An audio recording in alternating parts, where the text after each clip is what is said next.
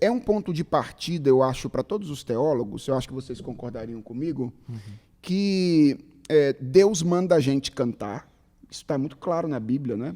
Há várias ordens para que a gente cante, mas os detalhes sobre como fazer isso não estão tão claramente revelados. Exato. Na verdade, eu de vez em quando eu fico meio bravo assim com Deus. Eu fico meio bravo. Eu falaria assim, Senhor, o Senhor podia ter deixado assim um modelo de liturgia escrito, prontinho, sabe? Tipo Perfeito. o Pai Nosso da música. Tipo o Pai Nosso da música. Exato, o Pai Nosso da música. Podia ter deixado lá assim todas as informações absolutas de como cantar, o que cantar, quais são os princípios para seguir. Mas ele não fez isso, né? Ele não fez. E aí, geralmente, como a gente percebe que ele não fez, qual é a nossa tendência? É tornar a discussão subjetiva. Entendeu? Como a gente não tem um texto bíblico regulando isso de maneira absoluta, aí a discussão acaba girando em torno do eu prefiro assim, eu gosto mais disso. E aí que está o perigo, né, pastor? Eu gosto mais daquilo outro. Então, o João falou comigo assim, cara, eu acho que a gente precisa encontrar alguma coisa que seja mais objetiva, nem que não seja assim uma receita de bolo, mas que sejam princípios importantes que possam tirar a discussão desse ambiente de subjetividade absoluta. E aí nós chegamos à conclusão juntos de que o caminho talvez fosse olhar para a nossa história, porque a igreja não nasceu ontem, né? A igreja não nasceu na década de 90, nem na década de 80. A igreja tem 2000 anos de história. E quando teólogos têm alguma dificuldade com alguma coisa no presente, em geral, o que eles fazem? Eles olham para o passado, veem como os teólogos do passado lidaram com aquilo, e aí então tentam de alguma forma aprender com eles para saber como agir no momento presente. E aí então a gente chegou à conclusão de que talvez isso fosse, ou essa fosse a saída para lidar com os problemas de música também. E o João já estava fazendo isso.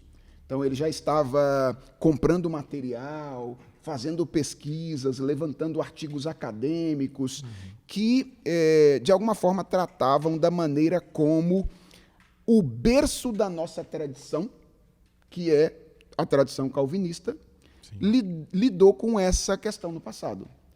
E aí, ele me disse, cara, eu tenho algumas coisas escritas, mas eu acho que você pode amplificar de alguma forma aquilo que eu tenho escrito lá. Então o João disse, olha, acho que você tem um estilo assim que pode tornar esse material cada vez mais amplificado para alcançar um número maior de pessoas e fazer isso reverberar de uma forma mais fácil. E aí nós ingressamos, então, num projeto. Eu não me lembro exatamente que ano foi isso aí, mas talvez nossas primeiras conversas sobre a possibilidade de produzir algo juntos, que a gente não sabia exatamente o que ia dar. Então, assim, a gente não começou a escrever um livro, entendeu? A gente não chegou e falou, vamos escrever um livro. Não, a gente disse, vamos entender como a nossa tradição lidou com essa questão. Aí o que é que vai virar isso depois? Não sei. Vamos ver no que dá, né? Vamos ver o que dá. Vai virar um simpósio. Se vai virar um simpósio, se vai virar uma série de artigos, se vai virar um livro, se não virar nada, entendeu? Se não virar nada, pelo menos ajudou a gente a entender esse ponto e a lidar com isso de maneira mais tranquila. E aí a gente começou a escrever juntos. Então, o primeiro passo foi, João mandou para mim as coisas que ele estava escrevendo, e aí eu ia escrevendo em cima de João e mandando o texto para ele. De modo que é muito difícil hoje saber o que há nesse livro, que é meu e o que é dele.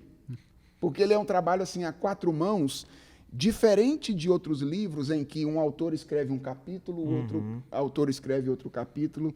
Na verdade, a gente ia lidando com a matéria-prima, assim, que vinha majoritariamente do João, mas algumas pesquisas que eu ia fazendo também, e a gente ia cortando, reescrevendo em cima um do texto do outro. E virou isso aqui. a igreja local e a música no culto, o canto calvinista e os desafios contemporâneos, que depois a editora Monergismo resolveu publicar. Então foi assim que nasceu a ideia do livro, e enquanto o pessoal estava almoçando nas reuniões de presbitério, lá e tal, eu e João estávamos trocando ideias a respeito de música e tentando afinar as ideias que depois geraram esse material. Entendi. É bem legal, porque acho que isso já quebra talvez vários preconceitos em relação às pessoas, até presbiterianas mesmo, ou de outras denominações que olham o livro e talvez tenham a ideia de, mais um pastor que viu alguém tocando guitarra na igreja e quer tirar, né? Aí escreveu o livro pra... Não, tá aí. Cara, uma coisa interessante que você mencionou aí, eu acho que eu posso mencionar em cima disso que você mencionou, é que o modelo ou a lógica que a gente adotou no livro, ela é diferente da maioria ou da maneira como majoritariamente as pessoas lidam com o passado, nesse particular.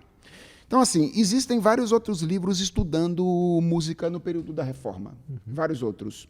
Então, muita gente se debruçou para entender como é que Calvino lidava com música e etc. Mas a gente via uma dificuldade, é que, em geral, esses livros eles acabavam transpondo de maneira muito imediata o século XVI para o século XXI.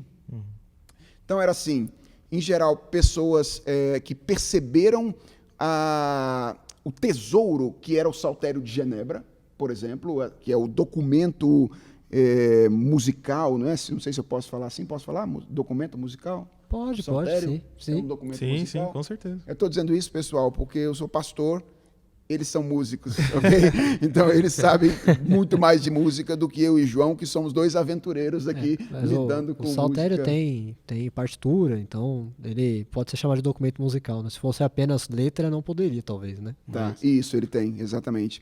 Então, o Saltério é o documento principal, né, que surge do trabalho musical de Calvino. E muita gente pega esse documento, percebe que ele é um tesouro, e aí qual é a proposta? Vamos cantar o Saltério, né, assim, com as melodias do século XVI, etc. E, cara, não rola, né? Não dá. Então, o que a gente propôs? A gente propôs que os princípios que Calvino usou para regular a música nas congregações que ele pastoreou fossem descobertos. Então, como é que a gente olha para Calvino? Como um homem que está aplicando princípios importantes num momento histórico. Sim. E qual é a nossa ideia?